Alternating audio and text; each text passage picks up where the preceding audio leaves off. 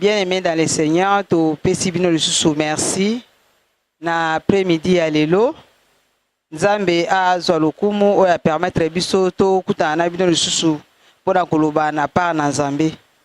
Liboso na biso ko banda esengeli na biso ko bondela ko yeba kotika nyonso ko na pokwa na lelo na maboko na Nzambe to bondeli.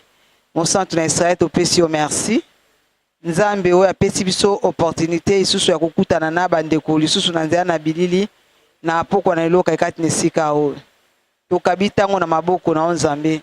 Maloba oyo eza ya yo nkolo tosengi molimo mosantu ayeba kotambolisa maloba oyo Nzambe afin que oto kobimisa kati nesika oyo ezo esika na kati na mitema na bana na yo Nzambe baba ko mettre yango en pratique de telle façon que tozo ba fruit moko ya malamu oyo ko umela pona tina lokumu na kombo na yo to bebisi nyonso to ezali ko confesser kombo na ote eza contraire na volonté na Nzambe to pousser yango mosika tosengi yo kokamba biso ebandeliki no suka tika to kita yo mata na tango yo zwa lokumu nyonso pona lokumu na kombo na Yesu Kristo amen. Bien-aimé dans le Seigneur na pesi bino mbote na kombo na Yesu. Kombo na ngai mama Eveline Lifake naza mosali moko na kati na centre missionnaire la Nouvelle Jérusalem epai ya moumbu na Nzambe apôtre Vainqueur Mbungu. Nzambe oyo apesi biso susu ngolu to pesi bino adresse na bisika tozali na kati na Congo capitale Kinshasa na commune ya Ngalema na quartier Mimosa esika vraiment etonga na biso ezali bongo esepesaki Nzambe lisusu na pokwa na lelo tosolola na o etali thème mama na likambo na biso ya pokwa na lelo ezali ete vous pouvez ouvrir cette porte. Donc na kati na makomi na kati na thème oyo tolingi tosolola muke na likambo etali porte ba biso ke okoki, c'est-à-dire yo nanga toza na makoki ya koyeba kofungola porte tozolobela awa na pokwa na lelo eza porte normalement porte ya porte te anda kofungoli okoti te porte oyo tozoloba awa na pokwa na lelo tolingi kolobela ezali ete likambo eza kaka likambo ozomona ke eza impossible likambo ozomona ke elembisi yo likambo ozomona ke ozokoka te likambo ozomona ke oza ya kolemba obe peut-être likambo oyo omoni ke eza impossible ekoki kosimba te me nayebi so ke likambo wana ekoki kosimba na yango porte wana okoki kofungola no yango porte ya likambo ekangi wana ezotungisa wana ezangisi yo kimia wana oza na makoki ya kofungola yango tointitilaki thème na biso na pokwa na lelo ete okoki kofungola porte. Vous pouvez ouvrir. Donc na kati na yo Nzambe atia makoki oyo ekoki kofungola porte wana bongo sans plus tarder na kosepela makasi totanga nanu makomi na Nzambe elobi na biso nini tofungoli na Bible na biso na Matthieu chapitre 7 verset 7 tina 11 totangi na kombo na Yesu Kristo. Bible elobi na biso na Matthieu chapitre 7 verset 7 elobi na biso ke demandez et l'on vous donnera. Cherchez et vous trouverez. Frappez et l'on vous ouvrira. Car quiconque demande reçoit, celui qui cherche trouve, et l'on ouvre à celui qui frappe. Lequel de vous donnera une pierre à son fils s'il lui demande du pain? Ou s'il demande un poisson, lui donnera-t-il un serpent? Si donc méchant comme vous l'êtes, vous savez donner de bonnes choses à vos enfants, à combien plus forte raison votre Père qui est dans le ciel donnera-t-il de bonnes choses à ceux qui les lui demandent? Tika Nzambe azwa lokumu. Makomi na Nzambe na kati na Matthieu tutu kotanga awa babina biso ke senga akopesa yo. Beta porte bakofungolela yo. Luka okozwa. Wana eza na kati na makomi na Nzambe. Wana Seigneur Jésus Christ tango bandai ko enseigner abandi koloba na kati na kopesa lolenge ya ba serment lolenge ya mate epa na baye kolini abandi koloba na ba parabole abandi koloba aye kokoma nesika oyo alobi na bango ki ete senga kasi na kati na kosenga wana na yebite peut-être biso tuza batu moko à tout moment tolingi ko se lamenter tolingi ko s'inquiéter tolingi ko lela oh eza na mutu moko aza na makoki akoki kosala quelque chose kati na ba vie na biso nzoka ndiza na mutu moko oyo biso totalela oyo tondimela oyo aza na makoki akamati oyo maboko neza ya kufungwama azozela kaka peut-être yoloba quelque chose Bien aimé, na kata dikamunyo surtout na kata ba vie, yeba ke par na biso bato ezali, par ya nzambe ezali. Mais ce qui ezalaki kaka nyonso to ezalaka kaka mpo na nzambe, na kata na Apocalypse chapitre 20 verset 3 na ndenge Bible eloba na biso ke voici je me tiens à la porte. Si quelqu'un attend ma voix, ouvre, j'entrerai chez lui, je souperai ensemble avec lui. Elinga esalama, elinga elobama te. Parce que nzamba linga alobaka ka ba no sala ba biso makambo nanko asala ndenge alingi, mais na kata likambo so ko tali bien na kata version, c'est-à-dire que Yesu a terminé na kuke, a terminé na kata porte. Azozela mo yonde ofungola. Soki ofungoli te akokota te. Donc akosala lo makambo lokola kisoda te.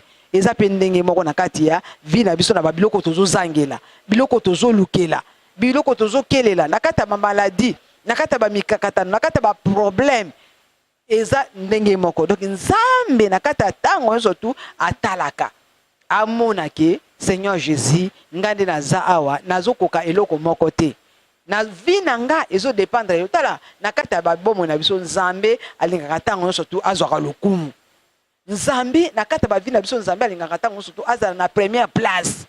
Na kata ba vie na biso nzambe alingaka tango surtout ke muto monisa ke nzambe kozanga yo na kata bomo na ngai na yebi ko sala eloko moko te. Tango yo zo loba ndengwa na tango zo mona ke ozo dépendre kaka na ye nzambe wana akovenir yo secours. Alobi na kata makomi na nzambe lobi te to senga. Makomi na nzambe lobi to senga. Ba lobi na so tali bien verbe demander wana eza conjugué na présent. Mais donnerai eza na futur. Donc yo loba nanu nzambe akosala ngo sima. Donc yo bandi nanu ko loba ko senga pa na nzambe pe nzambe akopesa. Lokola ya zalaka fidèle na maloba na ye akosaka te oyo ya loba kizalaka wipe amen ba promesse na nzambe bien aimé ata ndenge nini yebaka ekokokisa maka un jour na kata bomo na yo soki nzambe alaka likambo na yo eza pase kozalaka kake soki otiki nzambe mais soki ebiki otiki no nzambe te ozana nzambe longo yebaki o nyonso tu nzambe azobongisa na kata bomo na yo ekokokisama. Bible lobi demander. On va demander comment? Okosenga ndenge nini? Okosenga ndenge tosenga kabatu te. Ba moyen ezali ya lolenge nyonso to muto ko sala de telle façon que nzambe a venir au secours. Na kati na Biblia ba na biso ke demander. Ba lobi na biso lisusu ke chercher. Ba lobi na biso lisusu ke frapper.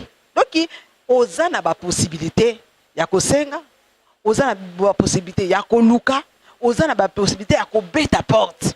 Bien aimé, na kata likambo nyonso tuyebake nzambe balukaka ye. Nzambe balukaka ye. Nzambe batungisaka ye. Nzambe babelelaka ye. Nzambe aza prêt azana posa ayoka posa motema na yo, ayoka likanisi na yo, ayoka nini yo zoluka, leka kosenga, leka koluka. Na kati na makomi na nzambe na kati na Luc chapitre 5 verset 13. Bible lobi na biso nini? Esenge na biso totanga yango pote mutu na mutu a comprendre makambo o ngana zolo ba peut-être yo ko kanza ezoleka car eza makambo eza fondé te mais eza makambo ezali na kati na Biblia. Na kati na Luc chapitre 11 verset 5 elobi na biso nini? Totangi biso surtout elobi na biso nini? Chapitre 11 verset 5 à 13 elobi na biso boy. Il leur a dit wana kaka maloba na nzambe tanga zoloba na batu natina etali ko senga natina etali ko frapper natina no etali demander natina no etali oyo nyonso tout chercher.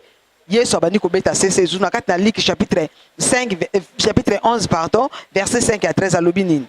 Il leur dit encore s'il l'un de vous a un ami et qu'il aille le trouver au milieu de la nuit pour lui dire ami prête-moi 3 pains.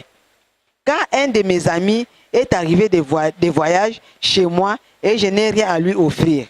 Et si, de l'intérieur de sa maison, cet ami lui répond, ne m'importune pas, la porte est déjà fermée, mes enfants et moi sommes au lit.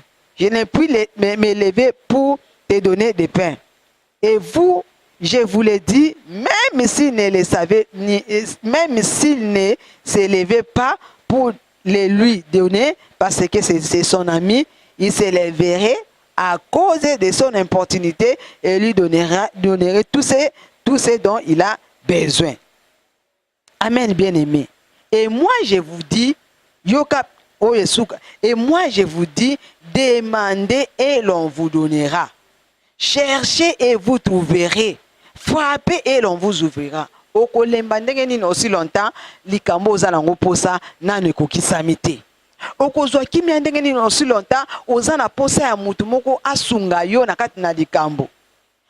Bible na kati na liki wana elobi na biso nini? Yesu azobeta kaka sete. Azobeta sete de telle façon que pona tina nini ko lakisa biso ete etango na tango ndenge nini tokoki ko senga epa na Nzambe, ndenge nini tokoki ko beta porte epa na Nzambe, ndenge nini tokoki ko luka Nzambe na moyen mususu te au moyen de la prière. Toko luka Nzambe na kati na nzela na mabondeli. Libondeli ezali dialogue ya mondimi na Nzambe. Libondeli ezali mwana na papa na ye. Esika mususu biso tokoki kokuta na Nzambe te, tokokuta na Nzambe kana kati na ba prière.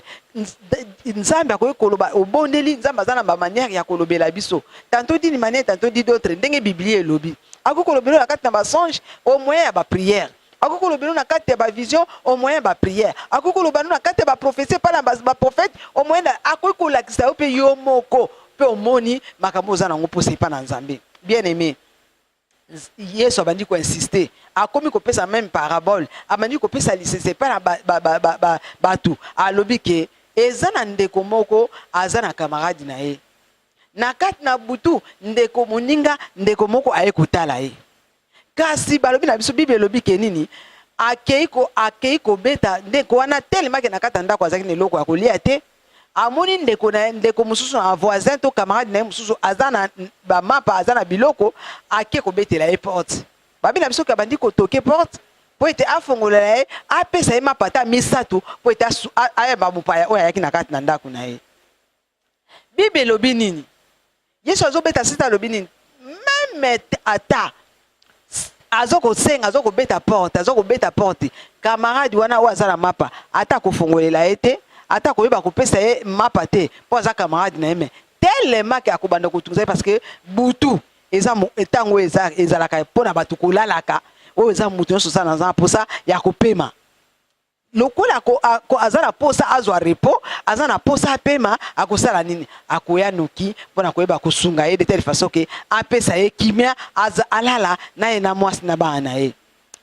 Ba bien aimé, Yesu aza na posa yo loba. Yesu azana posa oluka ye. Na kati na likambo zotungisa yo zolela butu na moi nga na yebiso ke na lobi teme na biso mama na teme na biso ezali ke vous pouvez ouvrir cette porte. Okoki ko fongola yango. Eza nango impossible te. Peut-être yo ndozomona yango pour impossible, mais ozana makoki ya ko fongola yango. Eloko wana ozana makoki ya ko fongola yango. Alobi senga luka beta bakofongolela yo bakokota pe okozala moto ya kosepela mais kat na yo ozwa bolembu okokaka ne fiske kubondela ne fiske ata 30 minutes te okokaka ne fiske ata 5 minutes te pona koyebisa pa na Nzambe likambo ezotungisa yo okoma kaka muta bala lamentation muta kobeta ka masolo bien aimé bato ezobetela masolo wana yebake basekaka yo opesi mokongo na sima bati bakomi kochola yepe alembisi ayepe alekisi batu ye kaka kolelaka lelaka ye kaka kolobaka lobaka ayepe alembisi batu ya malade yango ekosila te akufa donc batu bakomi ko souhaiter ya mabe pona tina na bomo nzoka ndeka kati na yo moko oza na poso zwa lobiko oza na poso zwa solution oza na poso zwa kimia mais tellement que okamati masolo nous opesa pas n'importe qui pas la batu zo yebisaka batu zo yebisaka na nsima bazo tiola yo bazo seka yo Nzambe pe na likolo avande zo tala yo parce que yo zo yebate et pas na nani okoki ko se réfugier te ozo yebate likamuno ko yebisa na yo kasi peut-être na makasi na yo na mayele na yo na force na yo ndoko ko zo solution na kata likambo wana nzoka ne Nzambe na likolo azali azozela yo oloba quelque chose ozo lobelo ko moko te ovandinye oza na kata ba souci na inquiétude ozo mitungisa pour rien. Tanga Biblia tanga Matthieu 7:7 na yebiso ko kufungola ekuki wana eza nango impossible te oza na makoki ya kofungola so eloko wana ezotungisa yo oza na makoki ya kofungola yango eloko nini yango ekuko lembela Nzambe akoki kosala ngo te na kata bomoi na bien aimé luka Nzambe abi luka ngai senga na kopesa yo ba promesse ni ezalaka wibe amen apesaka biyano na bato balukaka ye mutu amikaba amipesa mobimba ipara Nzambe mutu abelelaka Nzambe butu na mwe tongo pe kwa bien aimé okoyeba kozala desite Nzambe akomimonisa makaikati na yo pe okozwa mutu esengo. na lingina to koma na place mone sika moko boye oyo nzambe pe asalaki para mutu moko to bandi kotanga lisolo ya mwana mwasi moko oyo pe ye pe porte na ezalaki ya kokangama makasi mwana mwasi wana lokwa porte na ezalaki ya kokangama azalaki na posa asosolaki katikati na yeke porte oyo ekangami na koki pe kofungola yango malgré azali mwana mwasi ekoki kozala likambo mpe na yo papa ekoki kozala mpe likambo ya yo mama ekoki kozala mpe likambo ya yo jeune sœur jeune frère likambo nga nazoloba oyo econcerne biso nyonso tu econcerne yo moto oza na problème ozala mwasi ozala mobali ozala mwana moke to mokolo lokola nzambe apesi yo opportunité ya kolanda nga na pokwa na ndolo likambo wana mpe yo mpe oza na makoki ya koyeba kofungola likambo ezotungisa bomoi na bien aimé ozoselama te pour rien luka nzambe kanga nzambe na bapromese na ye bapromese na nzambe bien aimé soko badi ko rappeler nzambe bapromese bilaka na ye nzambe olobaki na nga na kati na Biblia na kati na Matthieu chapitre 7 Matthieu chapitre 7 on a totanga yango kaka tika totanga mais kata mitema na biso to weba ko to mona ngo lokola ekoma lokola neti mutu nyonso tu ata atanga la Bible te so tune kaka verset biblique nini obi oloba Matthieu 7 demandez et l'on vous donnera donc eza na likamba mudindo eza na kata Matthieu chapitre 7 verset 7 wana pona tina na bomo ina opi pona tina na bomo ina ngai pona tina na venir na pona lobby na nga pona lobby ya bana na biso pona lobby ya bimbali na biso pona lobby ya bana basi na biso pona lobby ya mboka na biso pona lobby ya ba makambo nyonso to ba projet tozana mona kata ba vie na biso bien aimé luka nzambe baningami nazana posa ototanga makomi oyo mwana mwasi moko oyo pe porte kangamelaki ye mais kati na ya sosolaki kesenge na ngana sala likambo moko esengeli na ngana loba likambo moko esengeli na ngana luka eloko moko oyo ko changer situation ya vie na ngai to juste 1 Samuel chapitre 1 verset 1 totangi elobi na biso nini 1 Samuel chapitre 1 verset 1 tozo tanga elobi na biso nini il y avait un homme de Ramataïm Tophim de la montagne d'Ephraïm nommé Elkana fils de Jéroam fils de Eliub fils de Taou fils de Tchouf, Ephrasien. Il avait des femmes, dont l'une s'appelait Anne et l'autre Pénina. Pénina avait des enfants, mais Anne n'en avait point. Pénina avait des enfants, pas des enfants, mais des enfants. Donc il y a ça qui n'a pas nébélé. Mais Anne n'en avait point. Chaque année, cet homme montait de sa ville à Silo pour se prosterner devant l'Éternel des armées et pour lui offrir des sacrifices. Là se trouvaient les deux fils d'Élie, Ophni et Phiné, les sacrificateurs de l'Éternel. Le jour où Elkana offrait son sacrifice, il donnait des portions à Pénine à sa femme et tous les fils et à toutes les filles qu'il avait avec elle. Mais il donnait à Anne une portion double, car il aimait Anne que l'Éternel avait rendu stérile. Tout ce qu'on a na place wana. Bible lobi na biso nini. Eza na mobali moko azalaki na mboka yango bataki kombo nango ezali Ramataïm Tophim. Mboka yango kombo nango wana. Na kati na montagne ya Ephraim. Babi na biso ke mwana mobali wana kombo ezalaki Elkana papa wana. Komo ezalaki Elkana. Babi na biso kezalaki na basi na ye mibale. Mwasi moko ezalaki Anne, mwasi moko ezalaki Pénina. Mais loko nini tomoni na kati na lisolo wana, tomoni ke mwasi oyo Pénina abandaki kobota.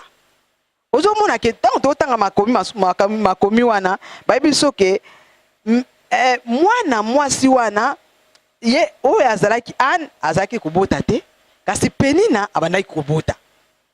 Eza na mutu papa babi na biso ke mobali wana pe aza mobali na bango Elkana azalaki mutu ayebaki nzambe. Parce que Bible yebisi biso ke abandaki ko chaque année mbula nyonso to bandaki ko mata na Silo pona koyeba ko pesa ipa na nzambe ba sacrifice.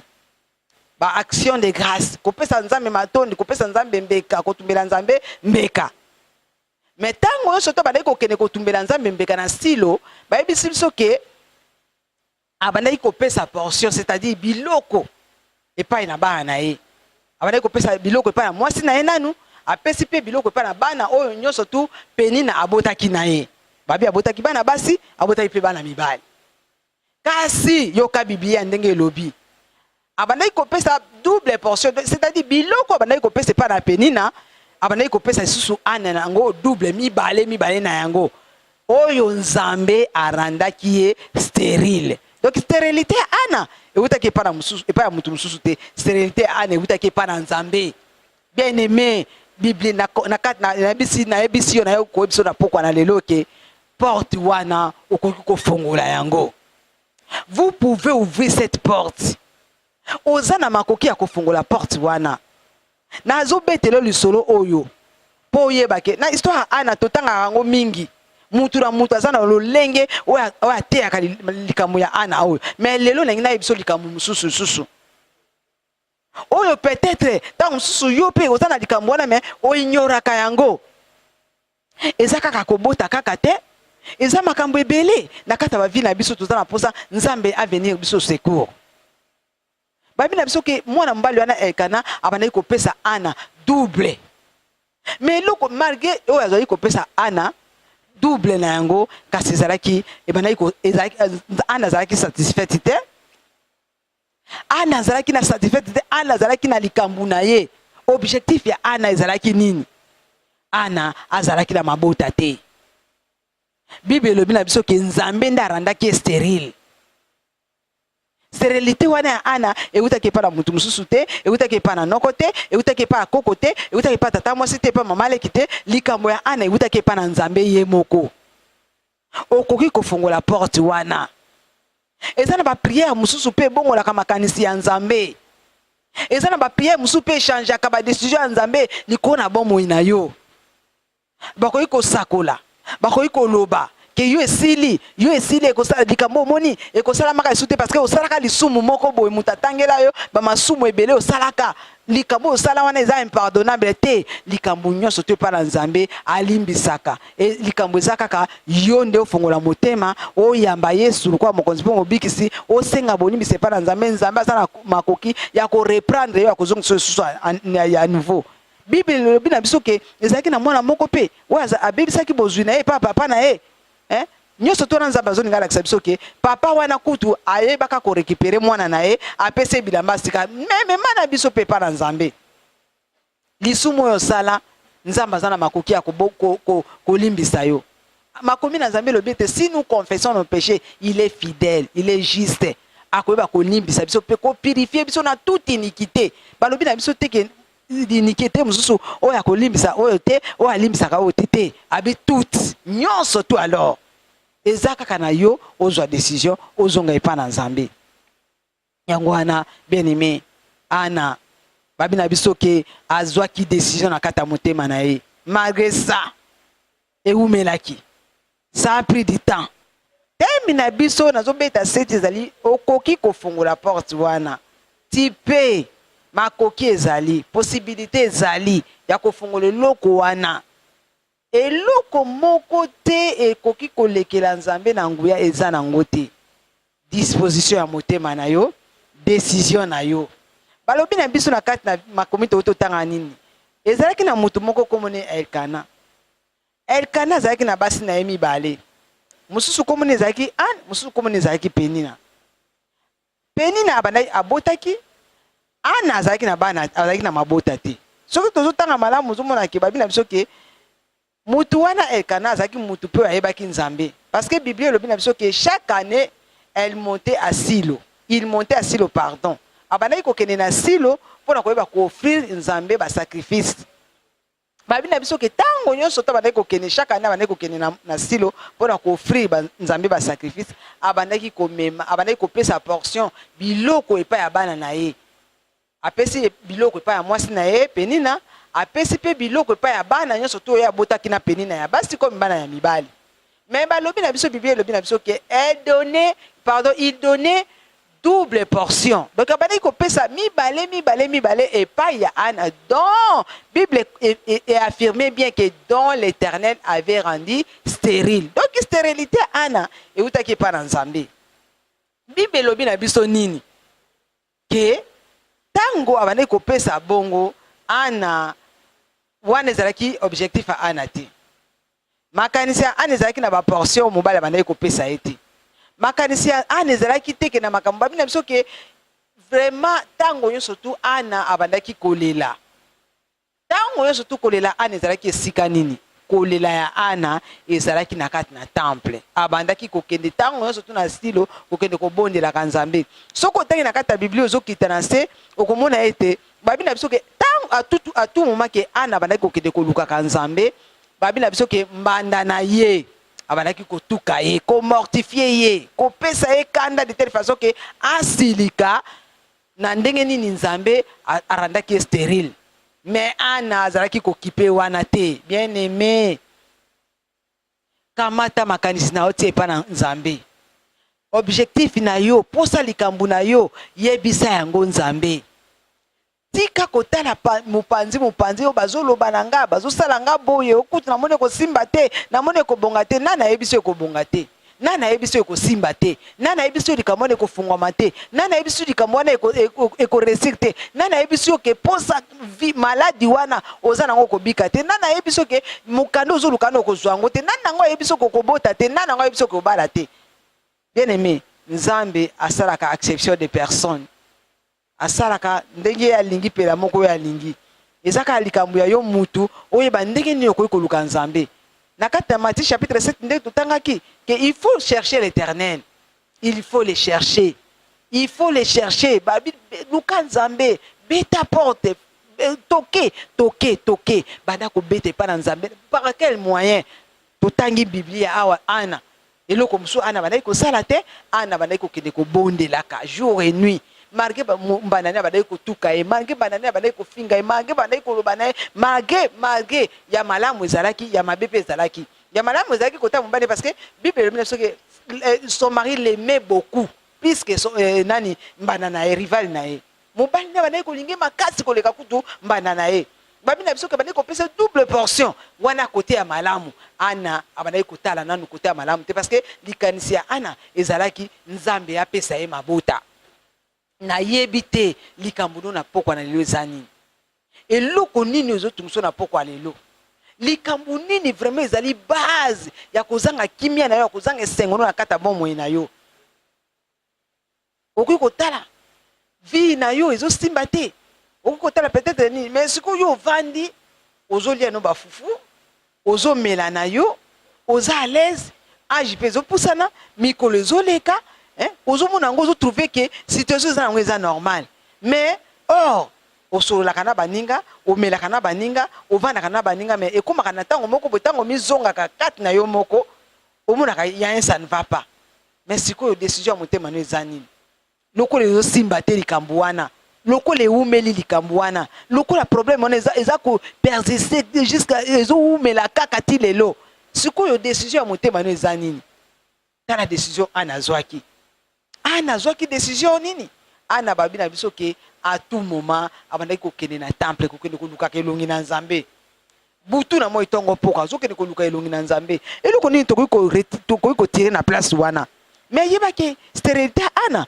totangi yango malamu ke eutaki epa ya nzambe arandaki ana stérile mais porte wana ana asosolaki ke porte oyo ekoki kofungwama porte ya mabota na ngai ekoki kofungwama ana alembaki te yo ozolemba ndenge nini na est-ce que so ozwi solution na kati ya likambo wana olembi mpo na nini okati mabondeli mpo na nini okati kosalela nzambe mpo na nini okati kokende koluka nzambe mpo na nini okati kosalela nzambe bolamu mpo na nini okati mpo na nini est-ce que likambo ezotungisa yo wana ozozwi nango solution ana aperseveraki babi na biso ke ekomaki na ane moko lisusu lolenge moko kaka elkana amesanaka kokende kopesaka epa na nzambe basacrifice chaque fin de l'année bakendeki kosai kopesa nzambe sacrifice mais tango bakende kopesa nzambe sacrifice akendeke na libota na ye parce que bayebisi biso ke tango balie bameli basilisi kolia basilisi komela tango balingi bazonga ana ake lisusu kogumbamela nzambe mpona na ntina na likambo na ye ake kolele pa na nzambe mais cette fois-ci ana achangeaki lolenge ya kobondela tobeteli nano nzambe maboko peut-être yo ozoyeba eloko moko te ana achangeaki lolenge ya kobondela changer lolenge nona na kobondela ogene okoti ba retraite au côté ba prière peut-être nzambe azozelo kana likambo moko mais kana kutuna nzambe parce que soki oza na molimo na nzambe kati na yo pe ozoumela kati na kobondela binzambe na sala ndenge nini na kata likambo oyo eumeli na esengeli na nga na sala nini ana pe achangeaki position ana achangeaki lolenge ya kobondela yoka ana tokoki koavanse oyoka ana likambo nini ana alobaki tango ana aye kokoma akomi na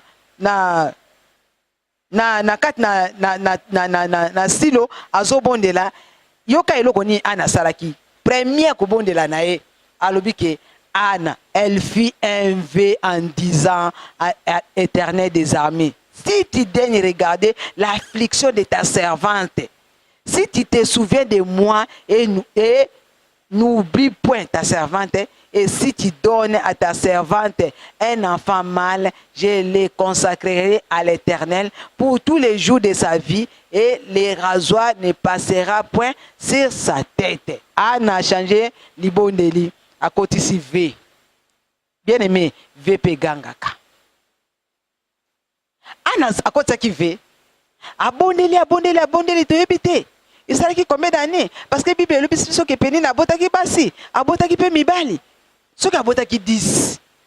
Nandenge na kutinu na biso ba tutu za na kata Congo Kinshasa awa, kutinu na biso mingi. Et ça pensa bongo te mais mingi so otali ba famille mingi ba mama ba bota mingi après une année après 2 ans aboti mwana moko après 2 ans aboti mwana moko na yebite ce qui peni na zaki na combien bana so ka bota ki 10 na si faisait ba 10 parce que so ko na otangi plus loin faisait la 10 so ka bota ki 10 na 10 wana c'est que ana ça qui 20 ans na kata stérilité 20 ans na kata kolela 20 ans na kata désolation 20 ans na kata problème 20 ans na kata ba lamentation na kata kolela mais eloko moko na sepela ki na mwana mwasi wana kolela na ye akendeki koyebisa ngo epa ya mutu te kolela na ye abandaki koloba kutu abandaki koyeba kobeta masolo kokipe kutu ata bato bazotonga ye bazotyola ye te ye misu ezalaki fixe epa na nzambe apesaki stérilité wana ana ki ko changer position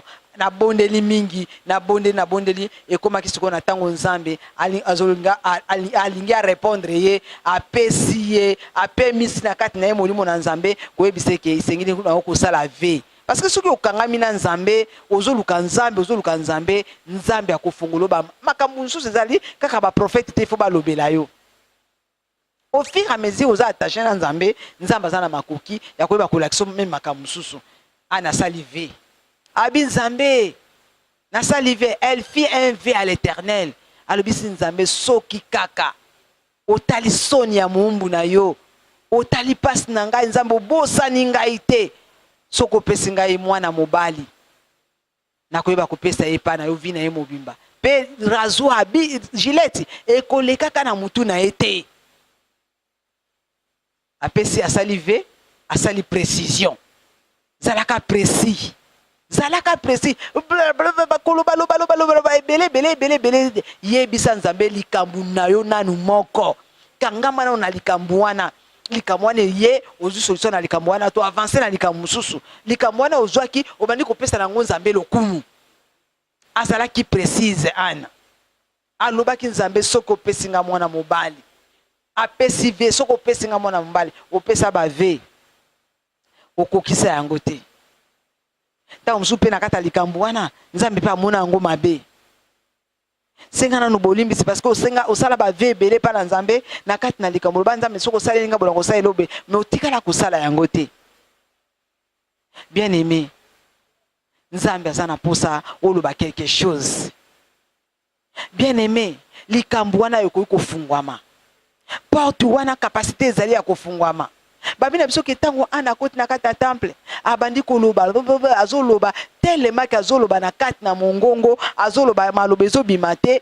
babisi biso ke moi mosali na Nzambe eli sacrificateur de l'Éternel tanga moni ana azoloba lobi na ye kino tango nino koumela na kati na milangwa na yo mais mwana mwasi wana alobaki na mosali na Nzambe te ngai moumbu na yo papa naza eza teke naza na kuita masanga nazo mela eza milangwa te bololo pasi eza na kata motema na ngai yango nde ezosala ngai mpona azala boye naloba boye me yo oza na pasi oyebi koluka nzambe te oza na pasi ozwaka nefisi kata 30 minutes te mpona koyebisa nzambe oza na likambo oyebi kogene ata quelque jour ata jour nefisi kata jour moko oyo tia mpona likambo na nzambe apesa solution pendant 7 jours ozoliaka na yo kaka ozomelaka na yo kaka ozolala kozolamuka kaka mais ozoyeba te ke eza na likambo ezotungisa vi na yo oyo ezosangisa yo kimia.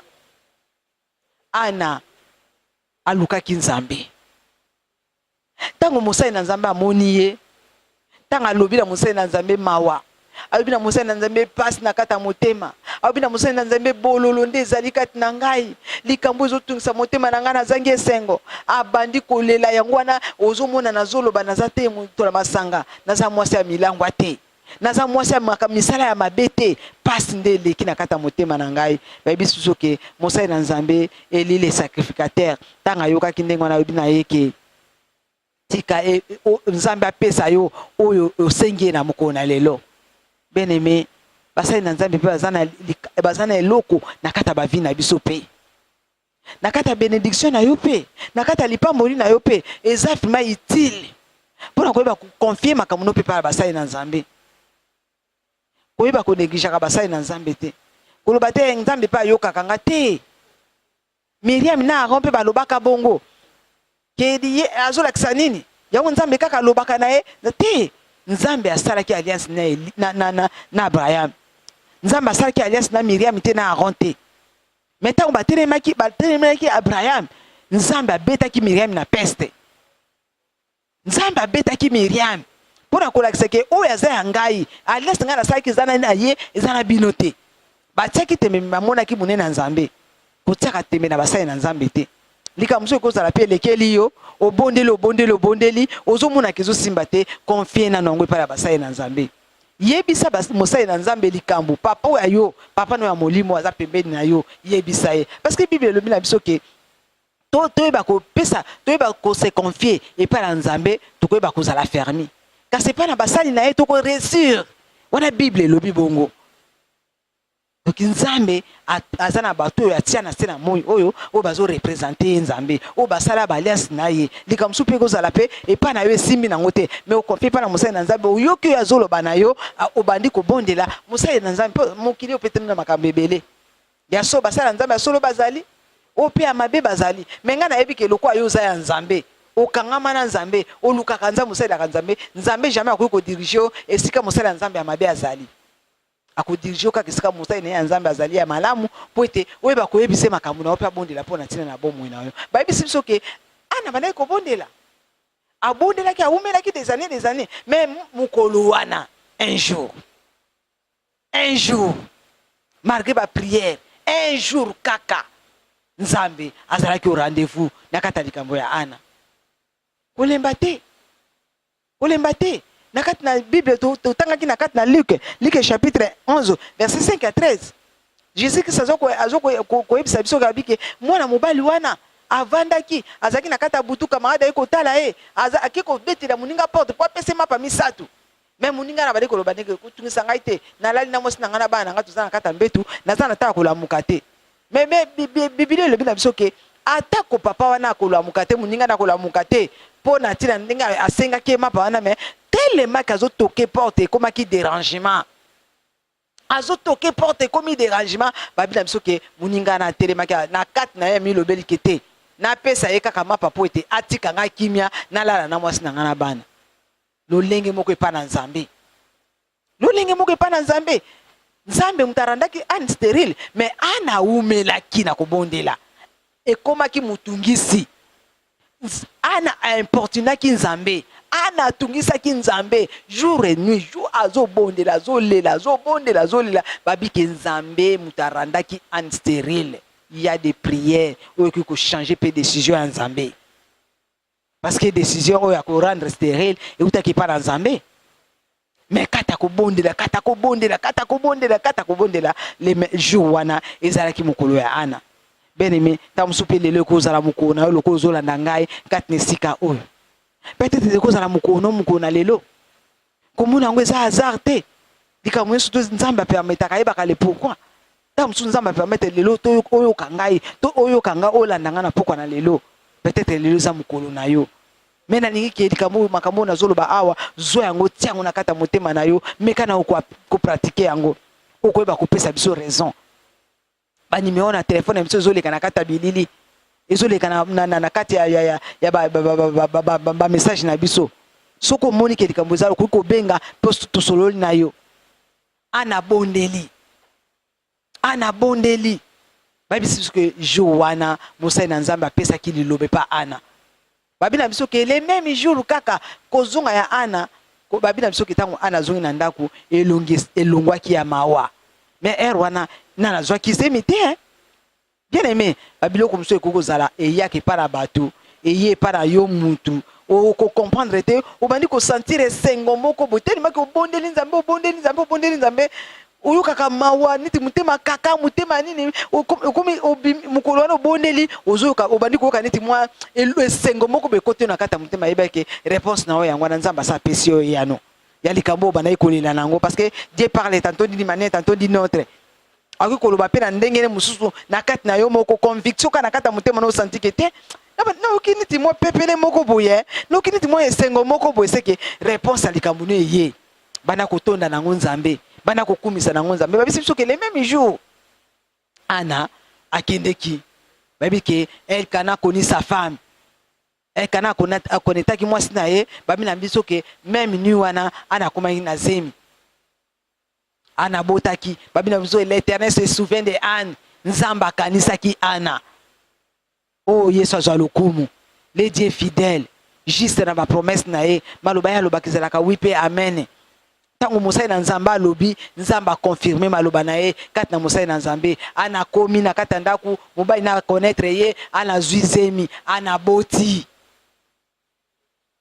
ana tanga boti ba biso ke ana tanga boti babina biso ke ezalaki na tango oyo soko alkana il fallait akende couper comme d'habitude ko yeba ko couper sans Nzambe mbeka ba sacrifice nini nga salaka abengaki ana toke na habité ana lobité parce que pourquoi parce que asala qui ve ko fungola ka munoko mbango mo pona ko sala ka ve te soko yebi ko kokisano yango te parce que tango yo lobaka o sala ka ve yeba ke na likolo kuna Nzamba sa azwaka yango en considération mais soko kokisa yango te komi mabe eloko yo lobaki ko sala Nzambe sala yango peut-être likambo wana blocage freinage maladie wana problème wana mikakatano wana peut-être likambo zo tungisa wana ta musu likambo kana okata ke pana Nzambe ke Nzambe soko sa elinga boy ya liboso sa elaki omekokisa ki ba ve na yo te zonga kokisa yango senga Nzambe pardon bandela il est capable azana makoki ko yeba ko limbisa yo bo reprendre lisusu ya sika elongo na ye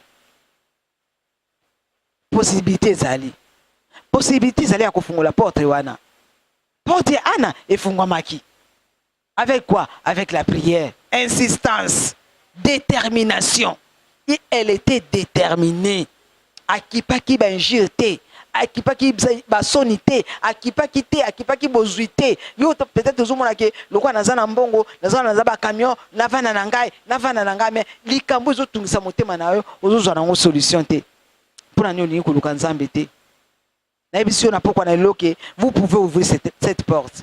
Et capacité à kufungola yango ezali okoki kofungola yango ana afungola ki likambo wana mais stérilité utaki pa na Nzambe likambo wana utaki pa na Nzambe mais tellement qu'il y a opportunité à tungisa ki Nzambe abondela ki mingi abondela ki na kolemba te abondela ki et puis Bible za kopesa biso conseil que to bondela prier sans cesse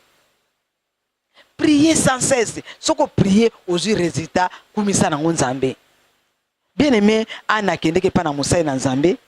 Ba mina biso ke a mema ki ba bien. Parce que venaye ake ko kokisa yango pa na Nzambe. Likambo yo lobi o kate pa na Nzambe ka sala est rapide o kokisa yango. Parce que Nzambe ayoka kitango yo lobaki. Ana yoki ake pa Moussa na Nzambe ake ko libisa Nzambe aussi longtemps que ton âme est vivant. Na eko pesa Nzambe merci ngai mwasi oyo nazalaki pembeni ya koyeba nazalaki pembeni na yo na yaki kobondela bana ikolela ezalaki pona mwana oyo bien aimé ngana lingi pe yo na pokwa na lelo obanda kokumisa na Nzambe okoyi kofungola porte wana okoki kofungola porte ya libala na yo, okoki kofungola porte ya mabota na yo, okoki kofungola porte ya musala na yo, okoki kofungola porte ya santé na yo, okoki kofungola porte ya mboka na yo Congo, okoki kofungola mboka esika ozali, okoki kofungola eloko ezotungisa yo. Soki mikanda, soki eloko nini, soki nini ozolekela yo ezangi yo kimia, okoki kofungola yango na moyen ya prière, na moyen ya koluka Nzambe, Nzambe balukaka ye, Nzambe babelelaka ye, azalaka prêt pour répondre biso. Amina biso chercher l'Éternel pendant qu'il se trouve. Nous kan Nzambe aza musika na yo te. Disposer motema na yo, ozwa solution, ozwa kimia. Ozwa kimia, toza ba pèlerin na se na moyo oyo. Naibi kitango yo kozwa solution na kata likambwana, kokanisa teke esini, ndika muso ekoya. Mais nanu wana nanu ezotumisa oya yo wana ezotu edenganjaka yo wana eleka nanu ekoma nango kopesa kana Nzambe nango lokumu. Nzambe na peso lokumu, osalela kingabwe. Tala siko mususu yango ye, na Nzambe osalela parce que Nzambe wana azali oya yo kaka yo ayanola ka na likambo zaka nango ya liboso, aza capable ya kola nono ya mibale. Eloko ezai pa na okaka ozala fidèle okangama na Nzambe azana makoki akoyeba kosala quelque chose na kata vie na yo. Ana ke ko rendre Nzambe ake ko pesa kozongisa pa na Nzambe o Nzambe apesa ke soko te na kati na 1 Samuel chapitre 2 verset 1 Samuel chapitre 2 obandi kotala ndenge nini ana bandai kokumisa na Nzambe. Ezala ke sengo olelaki likambo ozanga kikimia na kata likambo ozaki na problème bandai kotungisa yo okangami na Nzambe Nzambe abandi ko répondre yo vraiment batu akala bayebaki kopesa Nzambe sika na bango. Ana bandi kokumisa Nzambe j'ai aimé Nzambe na kumisi kombo na yo opesi esengo nanga mumbu na yo olongoli soni na ngai lelo fongoli nga munoko liboso banguna na ngai tika Nzamba fongolo munoko na biso banguna na yo Nzamba fongolo munoko liboso banguna na yo okokai koloba te parce que ezaki na eloko moko etungisaki yo. Mais kangama na Nzambe alasa elo bolamu, kangama na Nzambe afongolo ba porte, kangama na Nzambe obana ko adorer Nzambe na tomboli kombo na yo. Po ete na lelai na kata likambo Nzambe ya no lingai.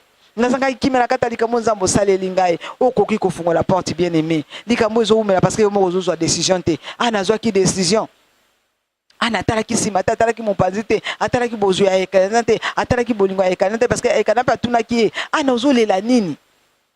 Est-ce que naza malamu naza te koleka oyo naza koleka bana te ana ezaki pusa ana ezaki mpona mobali te parce que Nzambe asapesaki ye mobali mais pusa ana ezaki bana mpe Nzambe ayanulaki soko tali plus tard babisi continue na kata histoire bana okomona ke ana abotaki mpe bana mosusu. Okoki kofungola porte. Okoki kofungola porte na kata likambo oyo. Okoki kofungola porte. Eloko moko eza impossible pa na Nzambe ezali te, mais yo sikoyo kangamani na Nzambe. Abakuki alobi ke nazalaki na kata porte na ngai totangi nanu na mokana Abakuki chapitre 2. Elobi na biso nini? Totanga yango makambo ni Abakuki elobi. Abakuki na chapitre 2 alobi na biso ke j'étais à mon poste.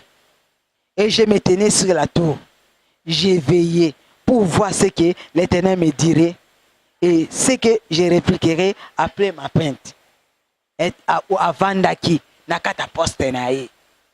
Avant d'aki, nesika nae. Pela moko ana. Avant d'aki nakata mabondeli. Avant d'aki nakoluka Nzambe parce que yabuna kike likambo oyo muto ko sala yango akoki kokangola na kata likambo oyo eza mobali na ngai te eza mbana na nga penina te eza mutu bamate po papa na nga te mais likambo oyo loko na yebike likambo ya bana eutaki pa na Nzambe akoki kosala likambo na kata bomoi na ngai eza kaka Nzambe. Siko na ningi o remplacer ya ana ezalaki stérilité na yebite ya yo eza nini ya ana ezalaki kozanga mabota mais ya yo nazoyeba te eza nini. Maladie eza nini? Peste eza nini? Eloko nini? Kozanga mabota eza nini? Maladie eza nini? Mikakatano eza nini? Musala eza nini? Eloko ezolekela wana epa Nzambe eza impossible te. Akokoloba ye moko alobaki yango ya ana pe ezalaki stérilité utaki pa na Nzambe mais ana talemaki akangamaki na Nzambe ana talemaki alukaki Nzambe asalelaki ebolamu pe ana sepelaki ana tatolaki misala minene ya Nzambe.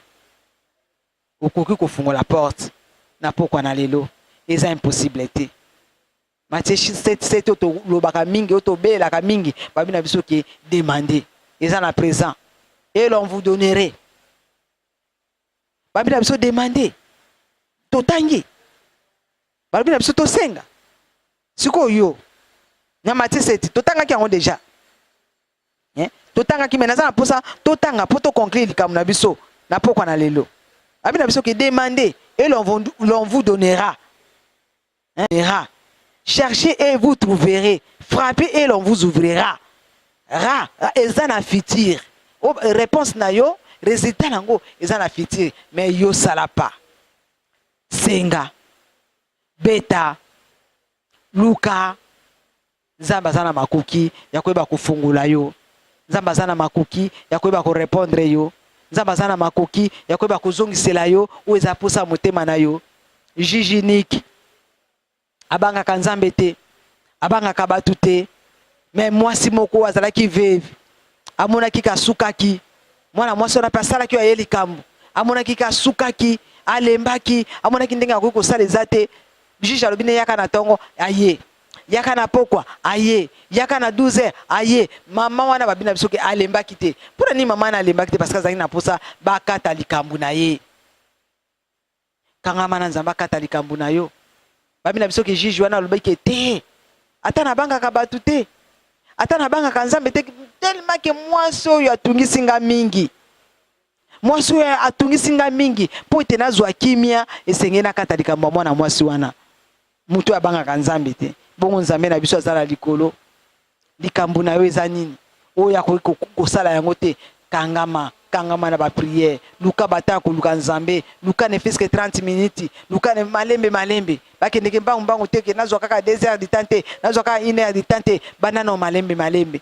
muko mususu mona bola muko bandina ozui 10 minutes muko mususu pe mona bola muko ozui 20 minutes obandi ko pusana muko mususu pe comprendre te oh leo na bondeli 45 minutes muko mususu pe comprendre te oh leo pe na komi na 1 heure de temps ko obandi na on jeûne prière amso ba oko karate mekata bana tonti 12 heures kata na nuana muko mususu ko banda iso mekata banda tonti 14 heures kata na nu place wana muko mususu banda tati omona kaka pe okomi journée momba omoni pe obandi ko luka nzambe pe nzambe ayebi ko mimonza makati na bomo na yo bien aimé okoyi ko fungola porte vous pouvez okoyi ko fungola porte ndenge ana fungolaki pe nzamba yanolaki ye na ngi na pokwa na lelo ezala adoration na yo ya kokumisa nzambe nzambe na tomboli kombo na yo nzambe poto ya nolingai opese sengo na kata motema nanga okokisi posa motema nanga pela moko ana pe tanga na kata 1 Samuel chapitre 2 na pesi otanga yango tanga 1 Samuel chapitre 2 omona ndenge nini an adoraki nzambe atonisaki sengo na kata motema na ye tika nzambe apambula liloba na pokwa na lelo